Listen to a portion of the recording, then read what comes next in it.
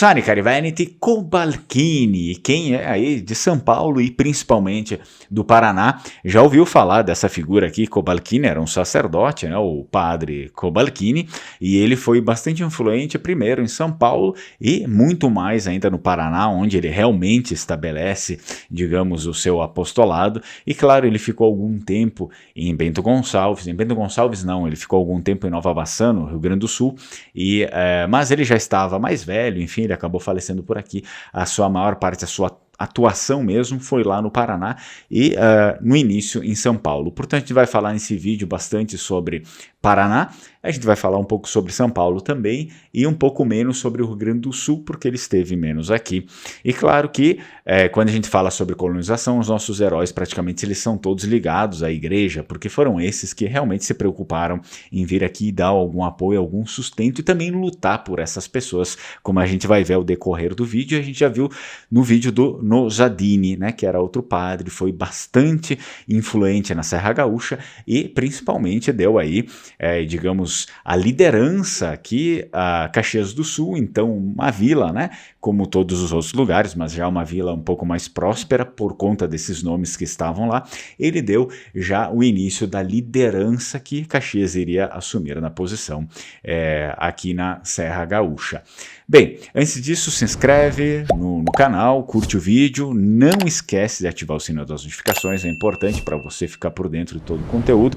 Nós temos aqui bandeiras do Vêneto, vendemos bandeiras do Vêneto, caso você queira, tem 7 modelos, é muito importante, né, nós que somos descendentes de Vênetos, a gente precisa se apropriar dos nossos símbolos também, não só dos nossos símbolos, mas, enfim, da nossa literatura. Nós temos o nosso Evangelho de São Marcos em língua vêneta e também em português. É um livro bilíngue e, portanto, é importante que você comece a se familiarizar com a língua dos seus antepassados. Bom, vamos começar então. Cobalcini, antes de tudo, é importante que a gente faça uma referência que ele pertencia, sobretudo, à ordem dos escalabrinianos naquele tempo. Depois de um certo período, ele começou a pertencer à ordem dos escalabrinianos. O contexto basicamente, a gente já sabe alguma coisa, para quem acompanha os outros vídeos, é lá no fim do século XIX, um período muito conturbado no mundo, quando a imigração para fora da Europa atingia altas cifras e amplos setores do catolicismo começaram a manifestar interesse e preocupação. Exemplo disso foi a criação em 1887, por iniciativa do bispo de Piacenza, o Monsenhor Giovanni Battista Scalabrini, da Ordem dos Missionários de São Carlos Borromeu. A ordem religiosa tinha como principal missão o atendimento espiritual aos imigrados na América. E, na verdade, a maior missão era social, educativa e de tutela. A criação da ordem se deu após a sensibilização e preocupação do tal bispo, o bispo Giovanni Battista Scalabrini, depois que este recebeu inúmeros pedidos de imigrantes por socorro espiritual. Um imigrante vêneto instalado em São Paulo assim escrevia para ele, um imigrante em São Paulo, um imigrante vêneto em São Paulo.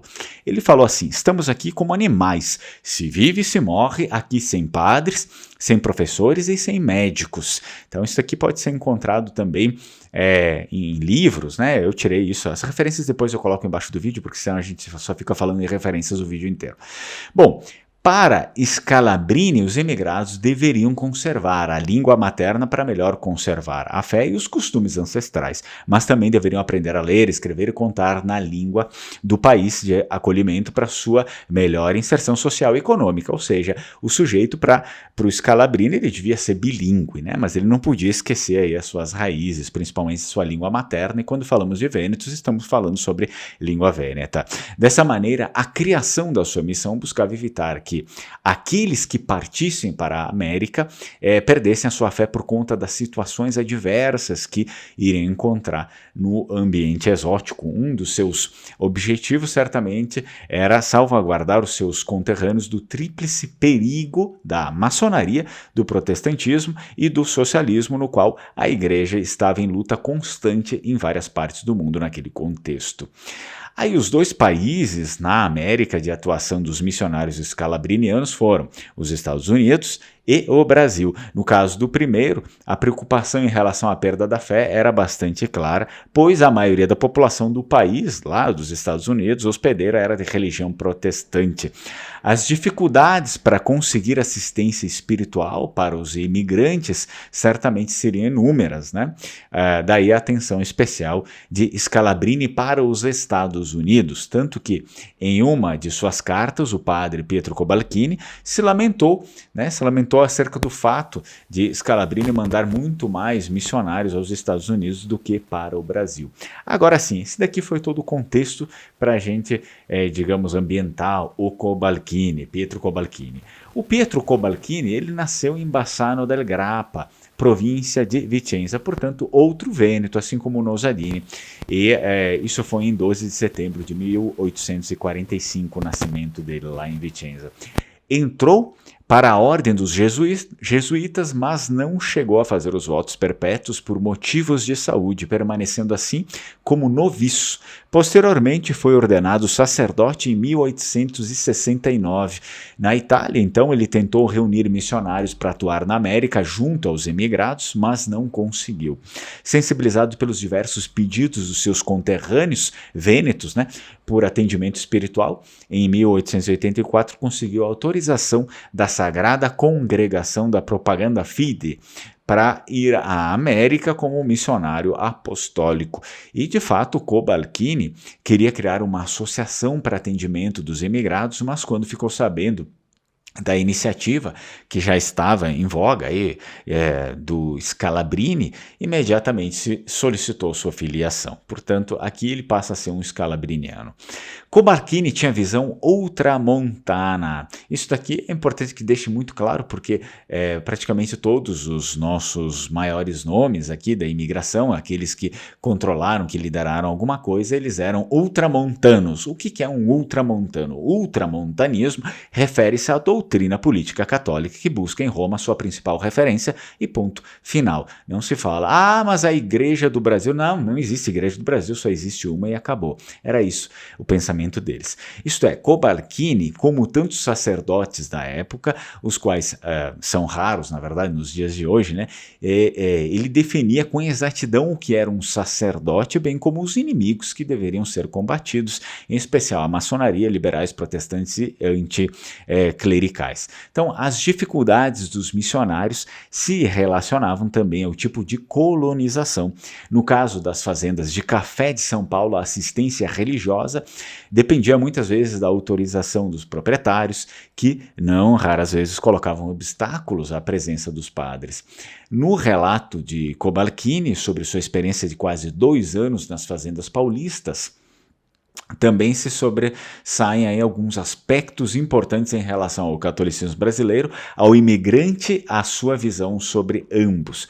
O primeiro deles refere-se à própria forma como o catolicismo era vivenciado em muitos setores da sociedade brasileira, especialmente na elite, onde transparecia um caráter muito mais aparente do que espiritual, bem como seus interesses no papel da religião que lembra muito a mentalidade escravista e o papel legitimador das questões religiosas em relação à autoridade do Senhor. Por outro lado, destaca outro problema crucial para a prática do catolicismo, a carência de sacerdotes e ainda mais a falta de moralização e instrução do clero local. Tendo em vista as dificuldades de implementar o seu projeto, em São Paulo, Cobalcini solicitou sua transferência ao Paraná, onde havia notícias de que a situação para atingir seus objetivos seria mais favorável que as fazendas paulistas. Também para lá, muitos de seus conterrâneos vênetos haviam emigrado, como a gente sabe.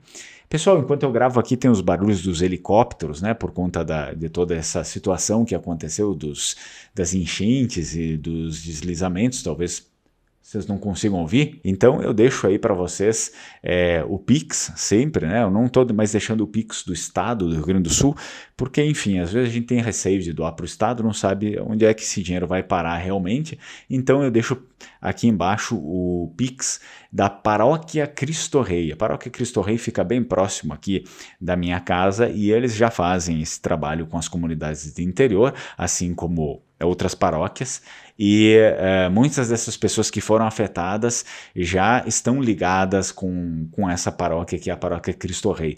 Então eu deixo o Pix aqui, se vocês quiserem doar, doem para esse Pix. É claro, depois, antes ou depois, escrevam para o e-mail que está aqui embaixo pedindo, é esse aqui mesmo, confirmem, né, se esse é o e-mail, e depois que fizeram a doação também mandem o comprovante lá para a paróquia, que eles precisam prestar conta, isso, aquilo. Sempre bom a gente tentar, pelo menos se vocês quiserem ajudar as pessoas aqui que sofreram aqui em Bento, esse dinheiro chega direto, né, sem passar pela mão do Estado, que aí depois vai saber para onde vai, se vai ou não vai. Então, eu deixo sempre o Pix aqui. Bom, continuando, é importante também destacar que nos estados meridionais como Paraná, Santa Catarina e Rio Grande do Sul, os grupos ali fixados estavam em condições diversas daqueles de São Paulo, o que, por um lado, favorecia as atividades missionárias, né? Como estavam organizados em colônias de pequenos proprietários e um modelo que imitava a organização do mundo camponês europeu, seria mais fácil para os sacerdotes organizarem um atendimento espiritual entre os colonos, porque não haveria interferência dos fazendeiros e também amenizariam as disputas com o clero local. As primeiras instalações vênetas no Paraná foi no litoral. Eu já falei disso num vídeo que eu gravei aqui sobre a imigração no Paraná, né? E foi assim uma experiência catastrófica, né? Por más condições insalubres, que matou muita gente naquele período. O próprio padre Pietro Cobalcini, depois de ter visitado as colônias do litoral e visto o estado deplorável no qual se encontravam aí os seus conterrâneos vênetos, começou a fazer campanha contra a instalação de imigrantes no litoral paranaense, tá? E diante, então, do fracasso de instalar colônias no litoral e da pressão exercida pelo padre Cobalcini, o governo investiu na colonização das regiões próximas à capital, que apresentavam condições melhores, né, climáticas, sanitárias e territoriais melhores. Então, querendo ou não, como eu falei para vocês, essas que foram as pessoas que lutaram pelos nossos colonos, né, não outras pessoas aí. Tanto que ele conseguiu também, e aposto que outras pessoas, enfim, mas ele foi um dos principais nomes que ficava fazendo essa pressão, né, poxa, as pessoas vão morrer ali. E aí, finalmente, conseguiram tirar a base dali, né? Então, o Cobalcini chegou ao Paraná após receber vários pedidos dos próprios colonos que desejavam um padre que os atendesse na sua língua. Cobalcini propôs a criação de uma Capelania Cura, uma iniciativa que já havia sido feita anos antes por Scalabrini num pedido ao Papa. A ideia era o quê? A ideia era separá-los, né, separar os imigrantes das paróquias locais, passando a fazer parte da organização de uma paróquia étnica, digamos assim, né? Assim, os responsáveis pelos imigrantes seriam somente os missionários vindos da Itália, apenas, claro, os que atendessem em língua materna aquelas pessoas. Em primeiro momento, não foi possível isso, né? Então o Cobalcini conseguiu que essa realidade fosse aceita, pelo menos na região ali, no Paraná. Aí no Paraná isso foi aceito. De fato, percebe-se claramente nessa proposta a ideia de, por um lado, impedir que os imigrantes acabassem se adaptando ao catolicismo brasileiro, que, comparado ao catolicismo de raiz romana, era considerado de caráter bastante superficial por eles, né? Por outro lado, buscava, por meio dos imigrantes, criar focos de disseminação do catolicismo romanizado. Desde seu estabelecimento em São Paulo, Cobalcini não economizou críticas ao catolicismo brasileiro, bem como a atuação de padres e bispos no Brasil.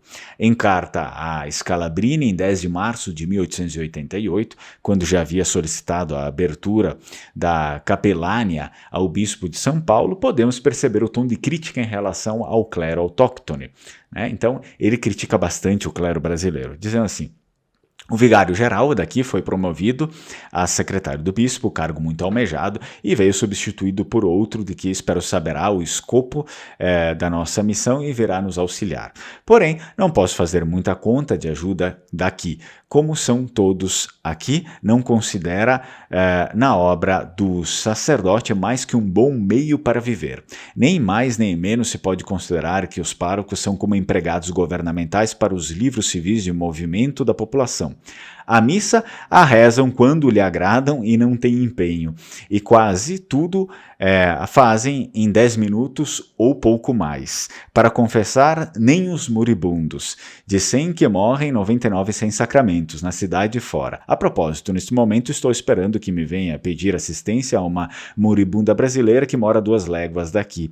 Dos padres brasileiros, nem se vai notificar o caso porque se sabe que nenhum se move. Foi o próprio Cobalcini que escreveu essa situação aqui que ele encontrou dos padres brasileiros. As críticas de Cobalcini ao clero brasileiro se davam em vários sentidos. A superficialidade teológica, a falta de instrução, o descaso para com os fiéis e também os comportamentos considerados imorais de alguns clérigos que mantinham concubinas junto à casa paroquial e não faziam nenhuma questão de esconder seus filhos ilegítimos. Por estas e demais críticas e por seu caráter de bastante autoridade, defensor árduo do ultramontanismo, Cobalcini passou a atrair diversos inimigos, sejam clérigos ou leigos também. Podemos destacar que as batalhas travadas na Itália entre liberais e católicos do período da unificação política também se reproduziram nas áreas de imigração. Em Curitiba, no mesmo contexto que estava sendo implantada a missão scalabriniana por iniciativa de alguns outros liberais que viviam na cidade, foi criada uma sociedade de beneficência intitulada Giuseppe Garibaldi, é óbvio, né, com o objetivo de fundar uma escola italiana. A maior parte dessas escolas italianas que foram fundadas no período e também posterior a elas foram iniciativas liberais da maçonaria, né?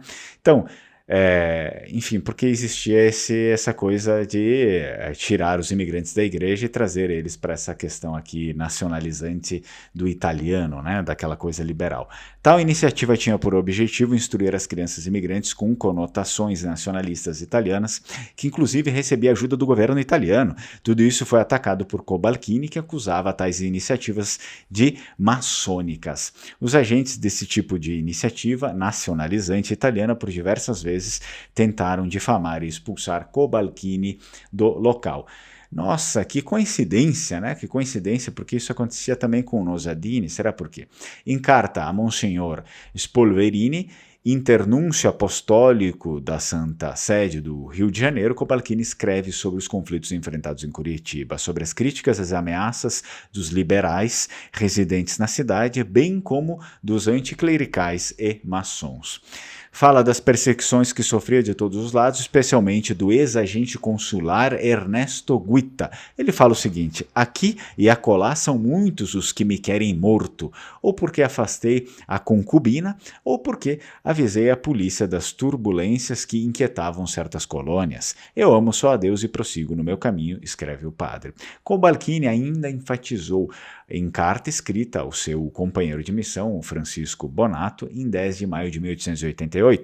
Vós dizeis que Curitiba não é uma Zurique protestante, pois eu digo que é bem pior, é uma Nínive ateia e pagã. Em Zurique, a educação do povo faz com que sejam respeitadas as opiniões. Aqui a ignorância e a maçonaria acreditam ter o direito de ridicularizar de tudo e de todos. A vossa presença não se dirá nada e nem se mostrará sinal de desprezo, mas depois, nos círculos e nos negócios, se usa como pretexto para ridicularizar o nosso ministério. Portanto, aqui está o Cobalcini como ele era e criticando ferrenhamente, né, esses aspectos da sociedade, principalmente em Curitiba. Foram inúmeras vezes que Cobalcini, ele na verdade foi jurado de morte, né, e que sofreu atentados em solo brasileiro. Retornou e ficou um período lá no Vêneto, onde escreve aí uma das principais obras dele, que é o Guia Espiritual para o Imigrante na América, para que não se perdessem os costumes dos antepassados. E em 1896 retorna ao Brasil desta vez. Então ele vem aqui para o Rio Grande do Sul, onde funda a colônia de Nova Bassano. Ele funda a colônia de Nova Bassano, que posteriormente se transformaria em cidade.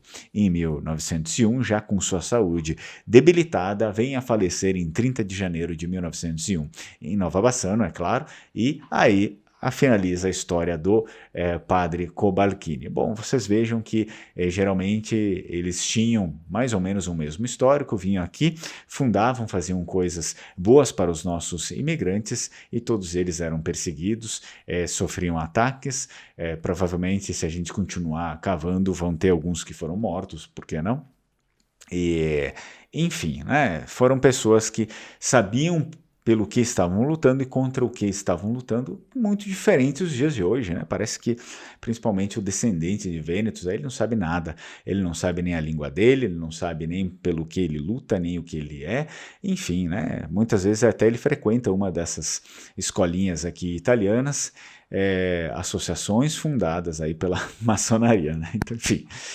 Cada um, mas eu acho que a história tem alguma coisa para nos ensinar. Deixa aí o seu comentário, se você tem alguma coisa para comentar. E claro, antes de finalizar o vídeo aqui, nós temos alguns adesivos também do Vêneto, né? Eu estou trazendo mais produtos do Vêneto aí para vocês, tem bandeiras do Vêneto, enfim, outros adesivos. E também o calendário, todo escrito em língua vêneta, que lá vem direto da região do Vêneto, né? Calendário 2024, todo escrito em língua vêneta. Portanto, se você quiser aproveitar ainda, estamos com os últimos exemplares. Se você quiser aproveitar, aproveite e não esqueça. Se você tem condições e realmente quiser ajudar aí o pessoal aqui em Bento Gonçalves, eu passo direto, né? Você consegue ajudar diretamente pela paróquia Cristo Rei. Eu deixei o Pix, eu vou deixar aqui na descrição do vídeo e também depois nos comentários. Tem na comunidade aqui no YouTube, eu já deixei também o Pix lá, enfim. Então, ajude se você puder, é muito importante, as pessoas realmente estão sofrendo, tá bom? Agradeço a todos vocês, tchau, tchau, Strucon.